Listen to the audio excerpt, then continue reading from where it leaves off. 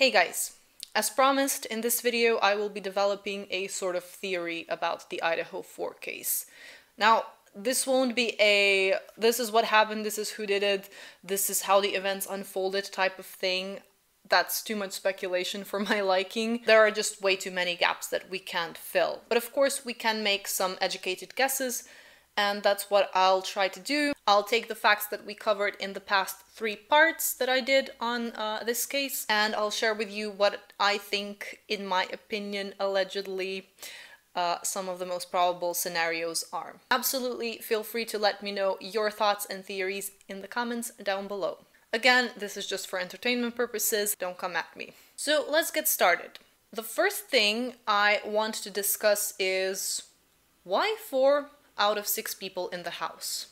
Why were only 4 out of 6 people unalive that night? Or why 4 specifically, right? Why not all 6? Why not 5? Why not 1, 2?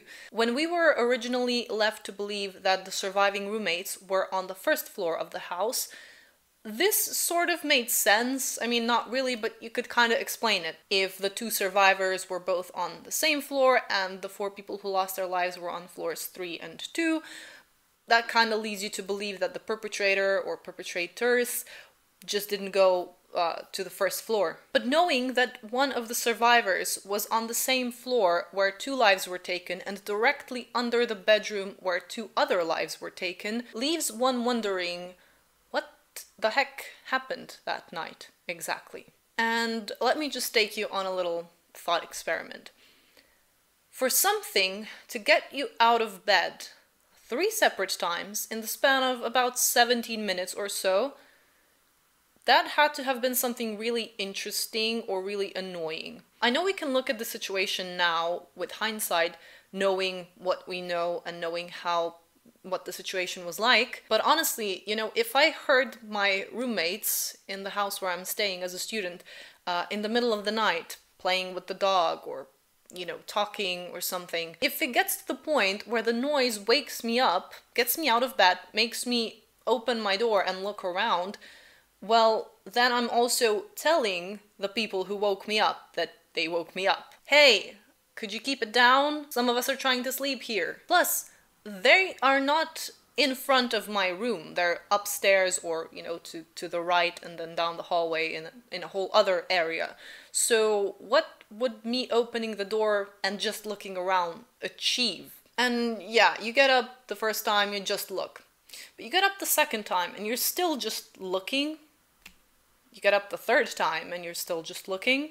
And that's if I hear, some noises that I assume are party noises. But if I hear something unsettling, I'm not opening that door, most likely.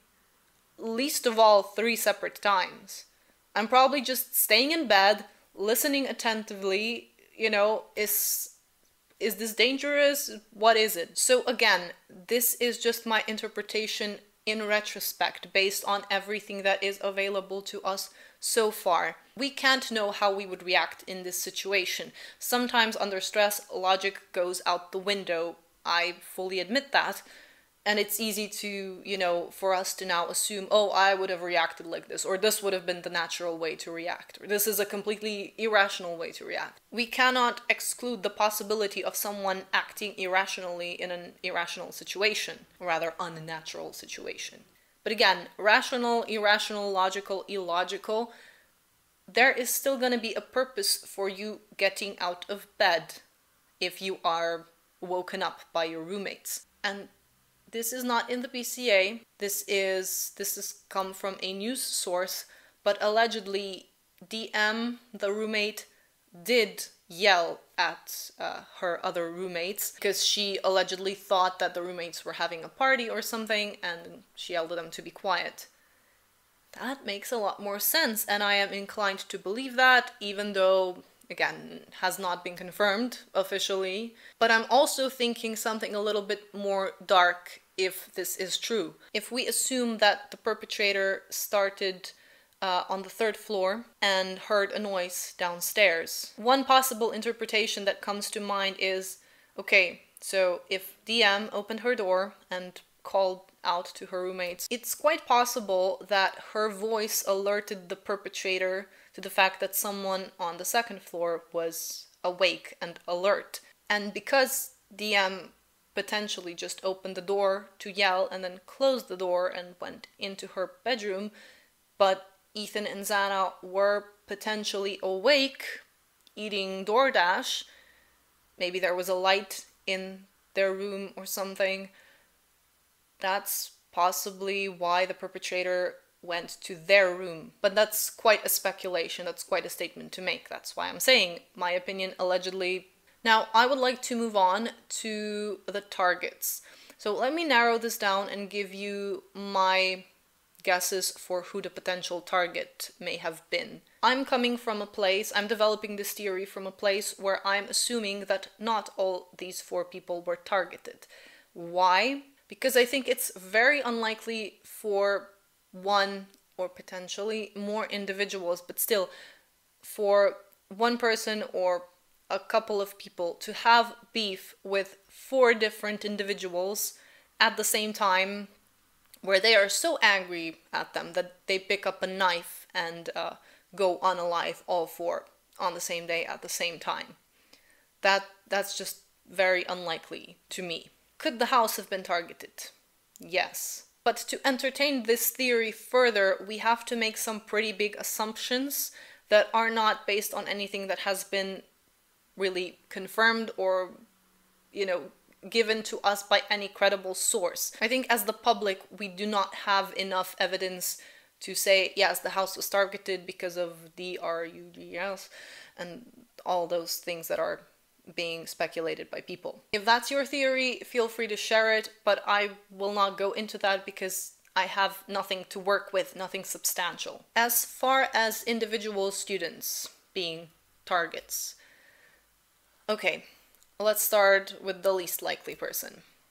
I believe Ethan was not the target. We have the absence of his scar during the night of the unalivings. If you're curious about that, what I'm talking about, you can go check my first video where I talked about the cars in the parking lot. Then there was the living situation, the fact that Ethan did not live at 1122 King Road, the fact that he was just there visiting Xana. He was male, the other 3 victims were female. I just think that if somebody were targeting him, there would have been a better time and place to do that, as morbid as that sounds. For Xana, Kaylee, and Maddie, let me start with this. Due to DM's statement, it is presumed that the attacks took place first on the 3rd floor. The perpetrator didn't have to go to the 3rd floor, said Steve Gonzalez, but I say, yes, the perpetrator didn't have to go to the 3rd floor unless there was someone there that he specifically wanted to get to. And I'm saying he as a perpetrator because it's easier. There's a possibility that it was a he, a she, or a bunch of them, okay? But I'm gonna say he a lot in this video because it's just easier to say. Also, as I mentioned earlier, DM opening the door and allegedly calling out to her roommates to be quiet, she may have alerted the perpetrator that someone was awake downstairs. She went back to her room, and when the perpetrator finished on the 3rd floor, he went downstairs, and instead of finding DM, he possibly found Ethan and Xana. And again, since this was nighttime, the perpetrator may have been looking at the lights in the rooms in the house. If Xana picked up her DoorDash at around 4 a.m., it's very likely that her light was on, in contrast to DM's room because she was sleeping. To add to that, and here's me again with my cars in the parking lot, but only 3 cars were most likely in the parking lot in front of 1122 King Road at the time of the crime. And if the perpetrator happened to know the owners of these cars, it would have been exactly Xana, Maddie, and Kaylee. And yes, I did actually come across a confirmation that the white Chevy was Maddie's. That was a speculation back in part 1, but I rewatched Chronicles of Olivia, and the Gonzalez's actually said something that confirmed that that was Maddie's car, because that's the only one left then that we couldn't connect to an owner. I turned on the TV and I saw outside 1122 King Road, Kaylee's car was in the driveway, Maddie's car was in the driveway, Maddie's car was in the driveway.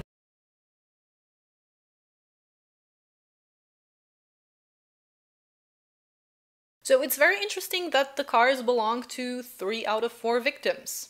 Also, speaking of Maddie and Kaylee, they were probably the last roommates to get home that night at around 1:56 a.m. The surviving roommates, DM and BF, confirmed that by 2 a.m.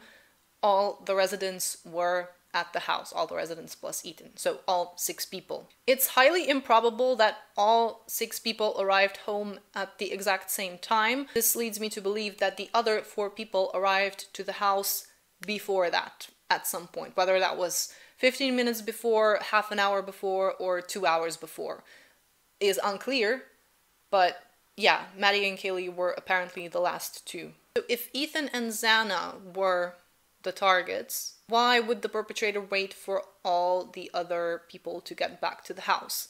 That's my question. I'm thinking that he didn't have to wait for Maddie and Kaylee, but he did specifically because it was either Maddie and or Kaylee who was the target. If you're targeting one person, or heck, even 2 people, isn't it better if you, as the attacker, attack a house and a person that you're planning to attack when there are fewer people in the house? I will say this though, maybe he was waiting for them to be asleep, so then all the people in the house had to have been asleep.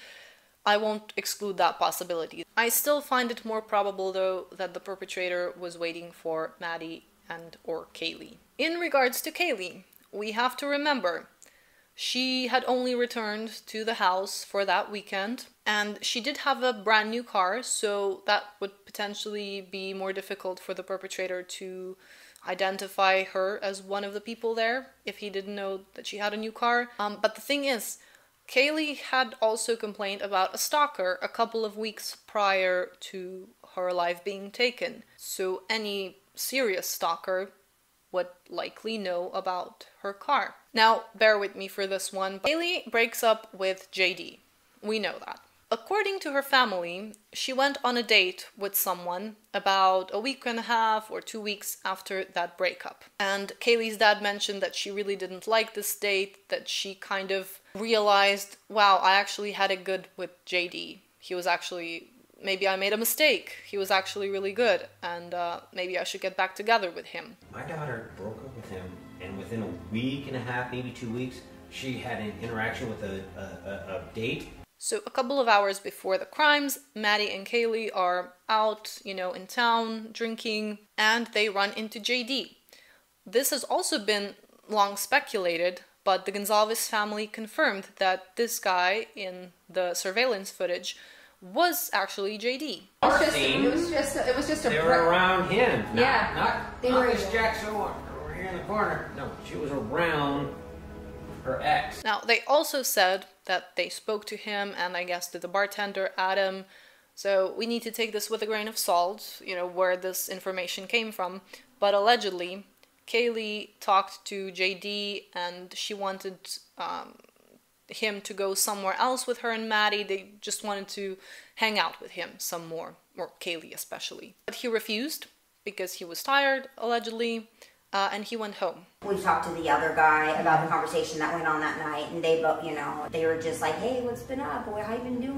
What's been going on? And she was trying to talk him into going to another bar down the street or something like that. And he's like, I worked all day, I'm tired, I'm going home. And he left. According to the Gonzalez's, the thing that Maddie told Adam was about how Kaylee was trying to get back with JD. So this is what the CCTV conversation was apparently, allegedly about. Maddie telling Adam, the bartender at the corner club, that Kaylee wanted to get back with JD. And we also have JS in the footage walking next to the girls. So then Maddie and Kaylee come home from the bar. They're probably both a little bit drunk, and they start calling JD.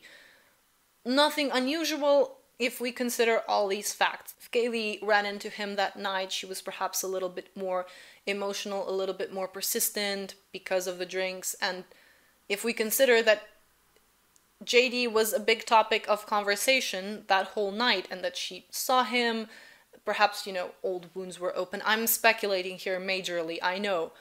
But this is starting to make sense to me, right? Also, why they would be calling him so much. Drunk calling your ex on that specific night Well, yeah, maybe because you just ran into him. No wonder that he was on her mind more than some other day. Again, this is the only part in this video where I will try to make a plausible sequence of events, and I'll be reading into things a little bit more, but this really seems plausible to me. So here's the important part, and here we come to the stalker allegations. According to some reports, Kaylee allegedly thought she may have been stalked a few weeks before the crime, before her life was taken. I made a joke about them being in a group, and they just said, yeah, you know, one of our friends and motioning to Kaylee that she'd been stalked recently. This is apparently something that Kaylee had tons of issues with. Apparently she always had somebody who's constantly walking behind her like that. So I asked him, like, is it at school? And she's like, no, when I'm at night, going out to the bars or coming back from the bars. So that's crazy. How long before the murder about was that? 3 weeks. So what if this person who became fixated on Kaylee is the one who did this? What if seeing Kaylee interacting with her ex, being potentially flirty or, you know, just talking to another guy, what if that was the straw that broke the camel's back? What if that triggered him and that's why it was that night? This doesn't have to be a stalker in a traditional sense, but it could have been just someone that Kaylee went out with and he got really into her, she wasn't into him, and the whole thing spiraled out of control. I know it's a stretch and I'm reading into things a lot at this point, but it would be a motive.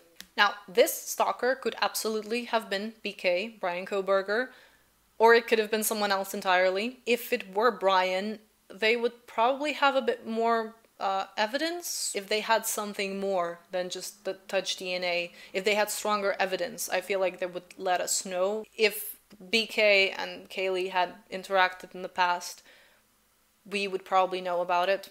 Do you guys find this theory plausible? Do you think something else went on that night? Do let me know. But I just want to talk about one more thing before I wrap this up, and this is the perpetrator. Based on what law enforcement said in the very beginning, that they believe this was an isolated, targeted attack, you know, the whole language thing, mentioning perpetrator, individual, that person, you know, using the singular. Based on the language that they used, is it possible that this was one person who did this? So one person doing this and the timeline that we have right now does not add up to me.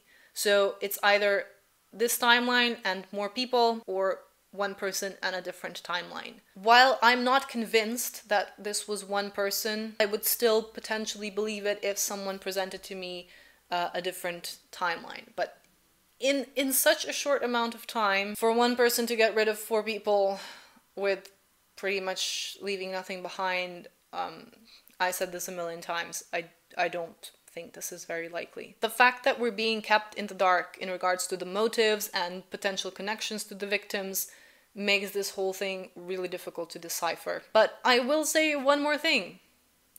3 male DNA samples at 1122 King Road. We've heard this a million times. It was a party house, people were coming and going. There was probably so much DNA there from so many people that it made the whole thing really, really a nightmare. But 1122 King Road was also a crime scene. So even if you already have a suspect, even if you already have this man in custody, why would you leave some stones unturned? I'm reading this as only the DNA on the glove remains untested or unidentified, and the other 2 that were in the house were likely identified and cleared, but still, we don't know who that was. We don't know where they were found exactly. Why were these trails just abandoned? How can this information be seemingly so irrelevant that they don't feel like investigating it any further? Just draw a big question mark and a big exclamation point over this as well. This is, in fact, just draw a big red flag over this whole case. I was briefly going to talk about the weapon too, but I just can't find one single reason as to why a knife, an edged weapon, was used in this case. Because there could be several reasons.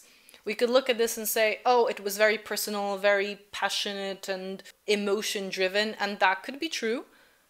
But you know, maybe it was just someone who didn't have access to a gun, even though that's America, so I guess you all have access to guns. But it may also have been someone who didn't know how to use a gun or use it well, so they just felt more secure with a knife, or maybe they didn't want to draw attention to themselves. Guns are loud. Knives can be, but not necessarily. But I think we can say one thing. You bring a knife into a home where there are multiple people inside, and your intention is to harm some of them. That speaks of a certain level of confidence.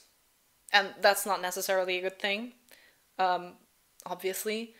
But it tells me that this is probably someone who was very confident in their abilities to do this. It could be confidence, but it could also be madness. I mean, this is a criminal case after all, and as one of you reminded me in the comments under the last video, maybe looking for logic in an illogical situation is just futile. Maybe we really can't expect every single motivation to make sense, or we can't expect everything to add up perfectly according to our logic, because someone who does this, their brain clearly works in a different way that maybe we wouldn't find logical. So I guess that's as far as my theories go. I will talk more about this if something groundbreaking happens, and you know, when we have further developments. Let me know your own theories in the comments down below. Thank you very much for watching and for staying around till the end. I will see you soon in another video, and until then, take care.